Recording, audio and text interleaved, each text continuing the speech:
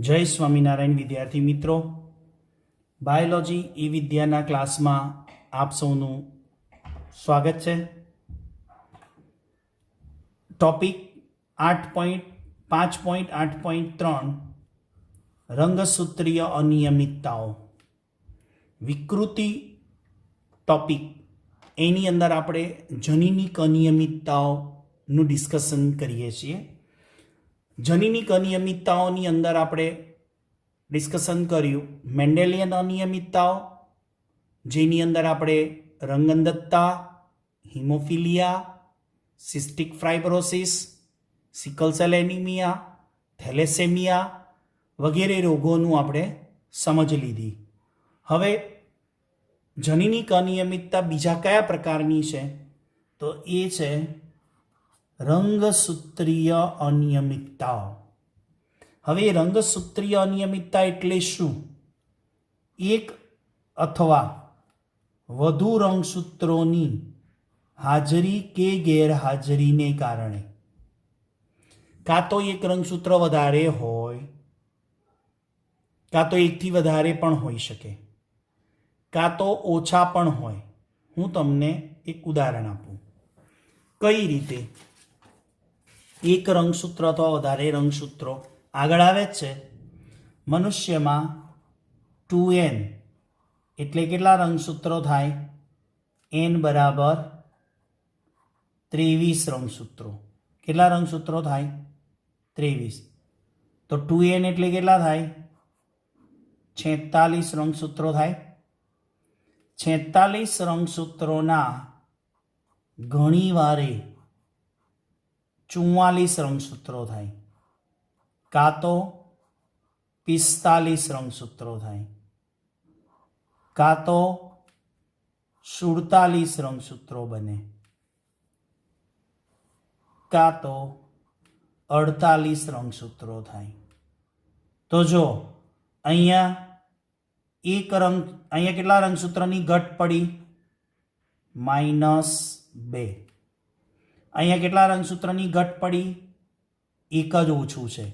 અહીંયા કેટલા વધારે છે? એક વધારે છે। અહીંયા કેટલા વધારે છે? 2 રંગસૂત્રો વધારે છે।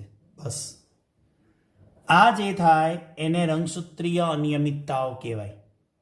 ચલો એની ચર્ચા કરીએ। આવું કેમ થાય છે?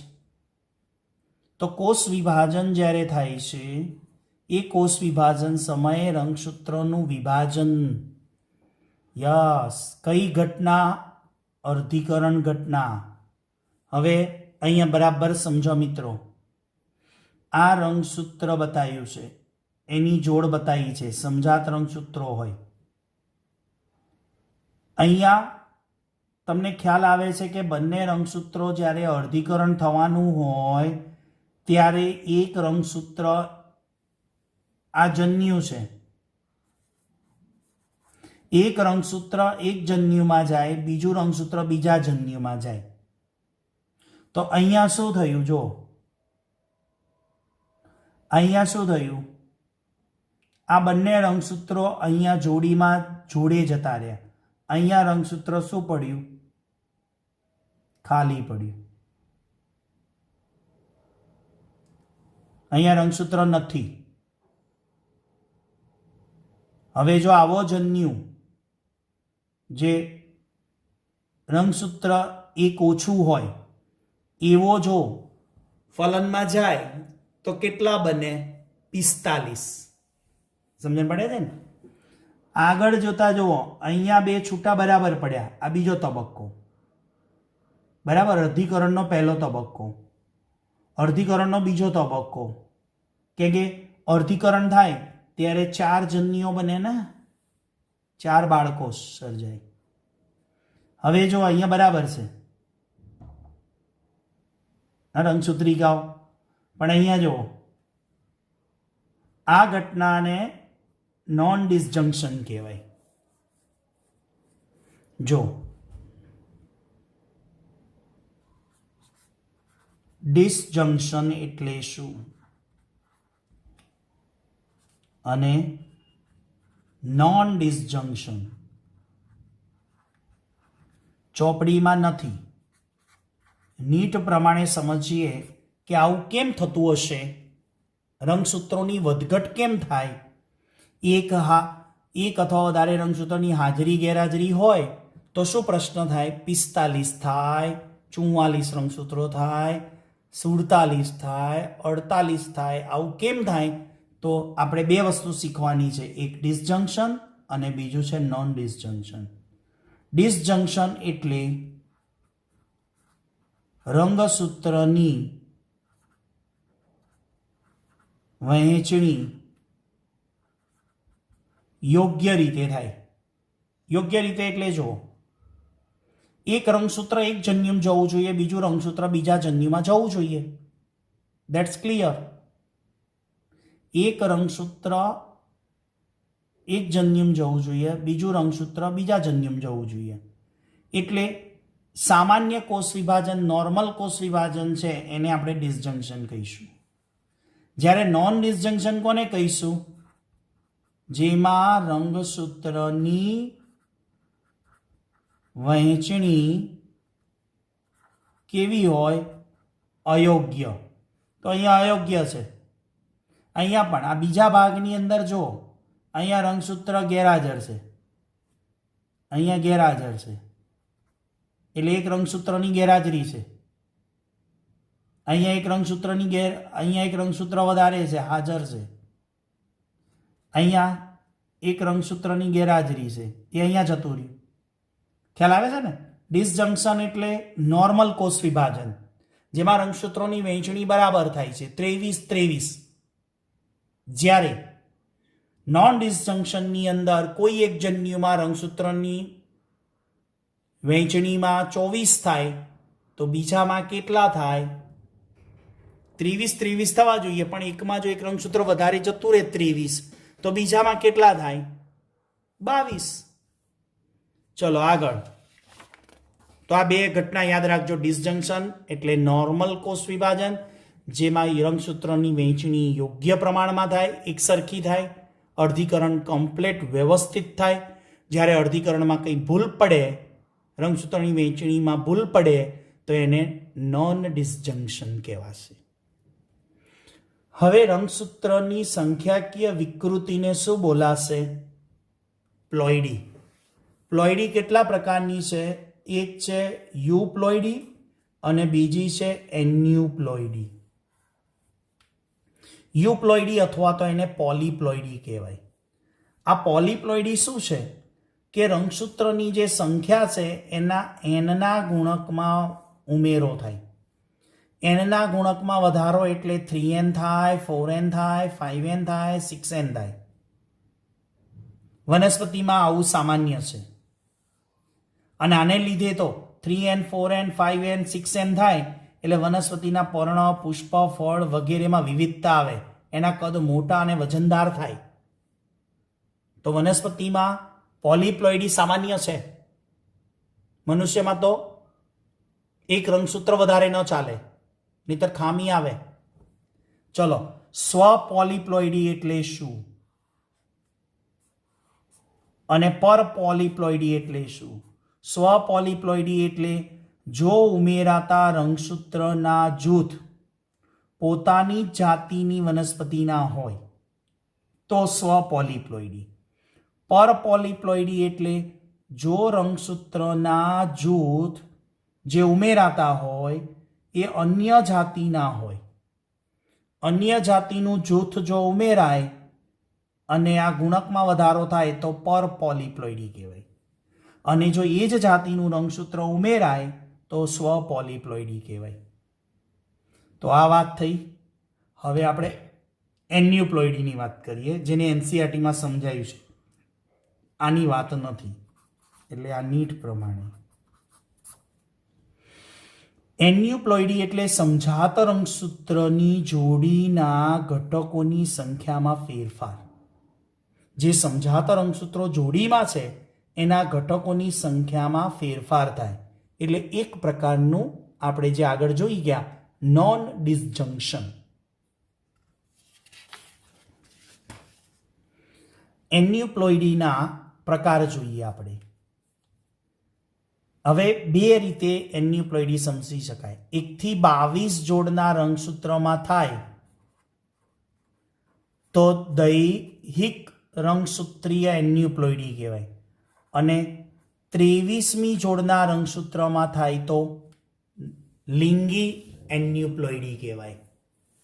કે 23મી જોડમાં વધઘટ થાય તો લિંગી એન્યુપ્લોઇડી, અને 1 થી 22 જોડમાં કોઈ રંગસૂત્રમાં વધઘટ થાય તો દૈહિક એન્યુપ્લોઇડી કહેવાય. હવે જો એન્યુપ્લોઇડીમાં રંગસૂત્રની વધઘટ બોલીએ છીએ. શું બોલીએ છીએ? રંગસૂત્રો કાં તો વધે કાં તો ઘટે. તો રંગસૂત્રની સંખ્યામાં ઘટાડો થાય, બરાબર? તો શું? તો એમાં બે પ્રકાર છે. એક છે મોનોસોમી અને બીજું છે નલિસોમી. મોનોસોમી, બીજું નલિસોમી. મોનોસોમીમાં જુઓ 2n-1 એટલે એક જોડીમાંનું એક રંગસૂત્ર ઓછું હોય.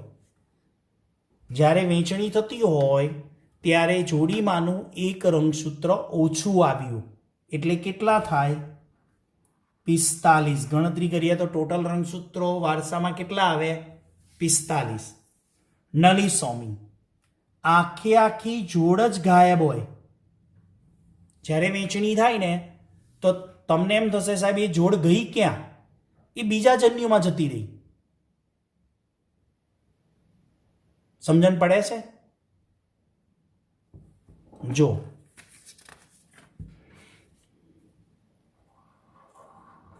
કેટલા રંગસૂત્રો?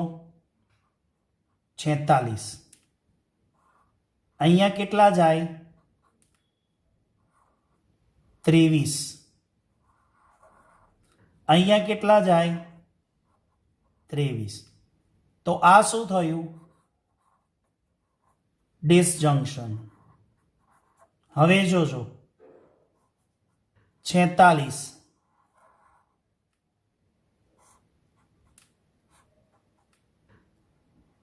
અહીંયા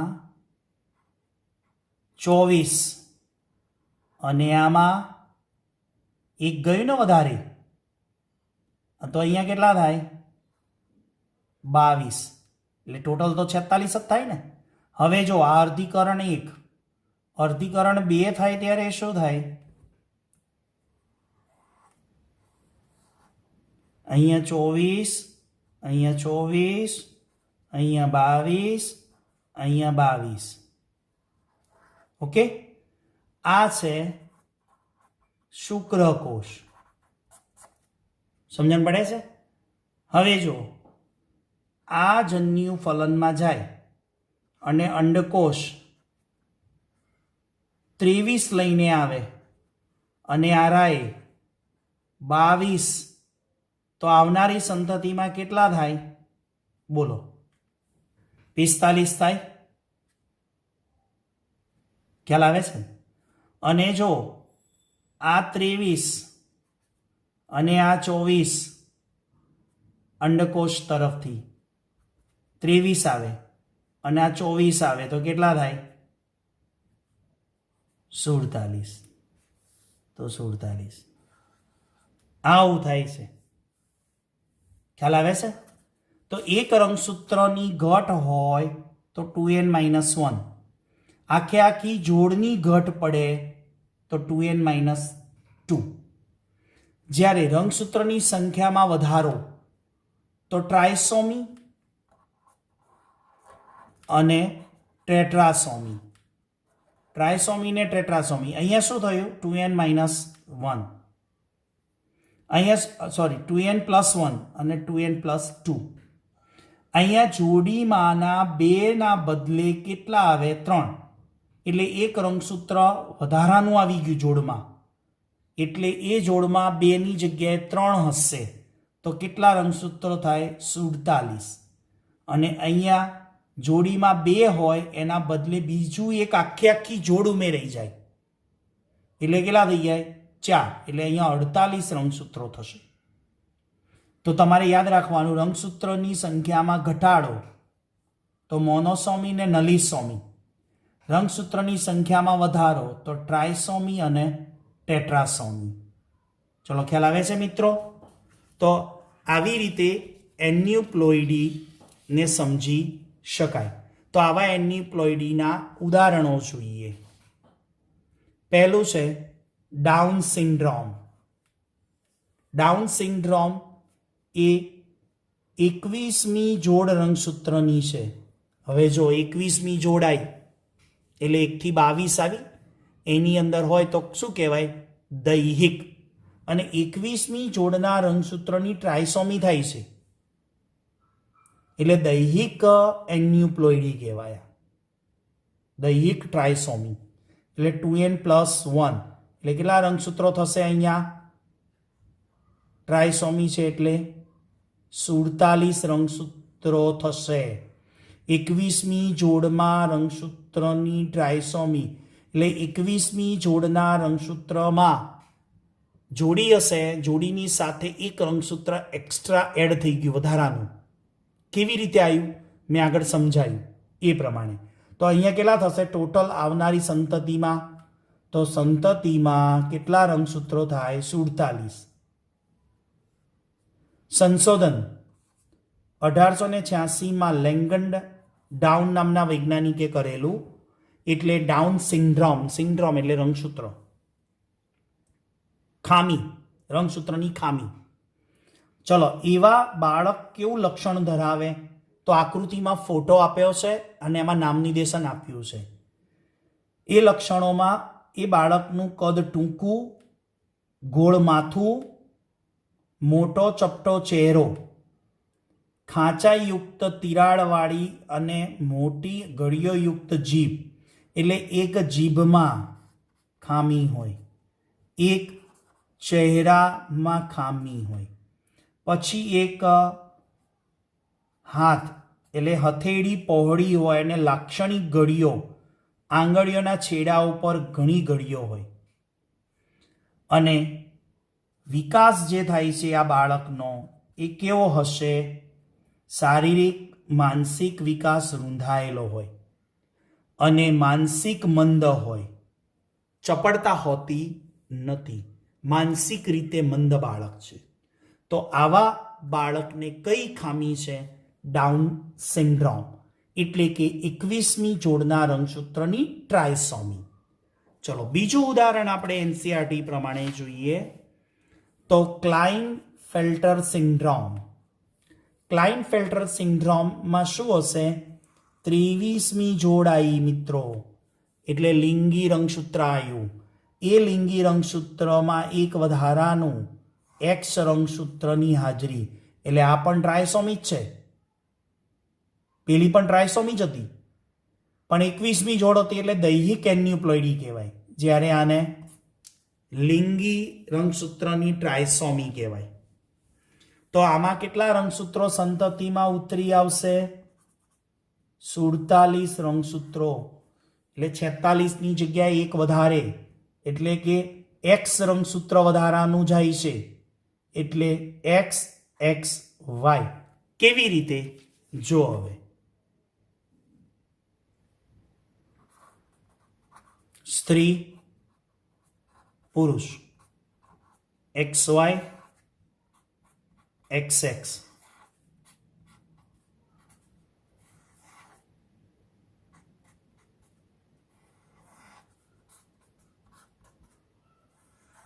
IX અને Y. ખ્યાલ આવે છે ને? તો અહીંયા શું થયું?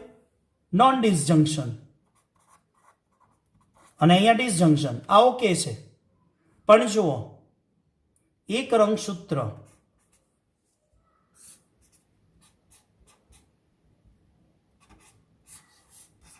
આવું પણ હોય.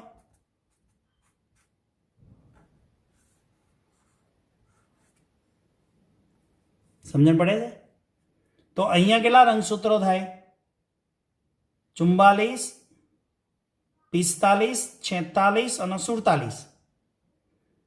આ 45 અને 46 અને આ એક વધારાનું આવ્યું એટલે 47. અહીંયા 47 થશે અને અહીંયા કેટલા થશે? 45. જો આ જન્યુ ફલનમાં જાય તો આ ખામી થાય, આ જન્યુ ફલનમાં જાય છે તો આ ખામી થાય છે. તો એ એક્સ એક્સ વાય, વાય એટલે વ્યક્તિ શું હશે? પુત્ર, એટલે પુરુષ થશે. બરાબર, પણ એક એક્સ વધારે છે એટલે સ્ત્રીનું લક્ષણ આવ્યું, એટલે એનામાં સ્તનનો વિકાસ થશે. પણ એટલા બધા સ્તન નહીં વિકસે, અલ્પ વિકસિત સ્તન વિકાસ થશે. વ્યક્તિનું કદ ઊંચું હોય અને પાછા આ કેવા બનાયા? વંધ્ય, એટલે કે સંતતિ સર્જી શકશે નહીં. કુદરતે આમને વંધ્ય રાખ્યા, એટલે કે આ પુરુષ છે શુક્રકોષો ઉત્પન્ન નહીં કરી શકે, જેથી આગળ આમની સંતતિઓ આખી જમાત ભેગી ના થાય. સ્ત્રીના લક્ષણો યુક્ત હોય તો આ કેટલા રંગસૂત્રો થયા? 47. X X Y. હવે X0 વાળું જો ઉદાહરણ, ટનર સિન્ડ્રોમ. એમાં લિંગી રંગસૂત્રની એક રંગસૂત્રની ગેરહાજરી એટલે નલીસોમી, તો આને કહેવાય ટ્રાયસોમી. આ એક ઓછું છે તો નલીસોમી કહેવાશે. તો જો 23મી જોડનું રંગસૂત્ર છે આ, એમાં એક્સ રંગસૂત્રની ગેરહાજરી એટલે નલીસોમી થઈ. તો કેટલા રંગસૂત્રો થશે બંધારણમાં? 45 રંગસૂત્રો. તો બંધારણ શું થશે? X0. એટલે જન્મ લેશે એ શું હશે? પુત્રી, જે સ્ત્રી. એના એક એક્સ ઓછું છે એટલે સ્વાભાવિક છે એક એક્સ ઓછું ઘટી ગયું આખું, એટલે 50% સ્ત્રીના લક્ષણો ઘટી ગયા કહેવાય. 50% ફિમેલ ચિહ્નો લક્ષણો ઓછા આવે, એટલે અંડપિંડ અલ્પ વિકસિત બને, સ્ત્રીના ગૌણ છાતીય લક્ષણોનો અભાવ જોવા મળે, છાતી સપાટ હોય એટલે સ્તનનો બરાબર વિકાસ ના થાય, કે એક જ એક્સ. ખામી ધરાવતી સ્ત્રી હોય, આ ટૂંકા કદ ધરાવતી અને વંધ્ય હોય, જે અંડકોષો સર્જી શકતી નથી. આના દ્વારા આપણે ટનર સિન્ડ્રોમ એટલે ટોટલ રંગસૂત્રની કેટલી અનિયમિતતાઓ છે? 3 છે. 1 ડાઉન સિન્ડ્રોમ, 2 ટનર સિન્ડ્રોમ અને 3 ક્લાઇનફેલ્ટર સિન્ડ્રોમ. ચલો વિદ્યાર્થી મિત્રો, આ થઈ રંગસૂત્રીય અનિયમિતતાઓ. આ ટોપિકની સાથે આ ચેપ્ટરનો આપણે પૂર્ણ વિરામ થાય છે. ચેપ્ટર 5 આનુવંશિકતા અને ભિન્નતા, એના વિશે આ ટોપિક સાથે આ ચેપ્ટરનો અંત આવે છે, પૂર્ણ વિરામ આવે છે. આના ઉપરના કંઈ નીટના પ્રશ્નો હશે તો એ આપણે અલગ વિડીયો બનાવી, પેડિગ્રી એનાલિસિસ અલગથી એના વિડીયો બનાવીને સમજાવીશું. પણ એનસીઆરટીની ટેક્સ્ટબુક લાઇન પ્રમાણે અહીંયા ચેપ્ટર કમ્પ્લીટ થાય છે. નવા ચેપ્ટરનો પ્રારંભ નવા વર્ષે કરીશું. કેમ સર નવા વર્ષે બોલ્યા? તો આવતા વિડીયો લેક્ચર નવા વર્ષે મૂકવામાં આવશે, કારણ નેક્સ્ટ આવતા વીકથી આપણી દિવાળી શરૂ થાય છે. નવું વર્ષ ગુજરાતી મહિના પ્રમાણે નવું વર્ષ હેપી ન્યૂ યર આપણે કારતક મહિનાથી શરૂ થાય. તો બધા વિદ્યાર્થીઓને happy Diwali, happy new year. જય સ્વામિનારાયણ.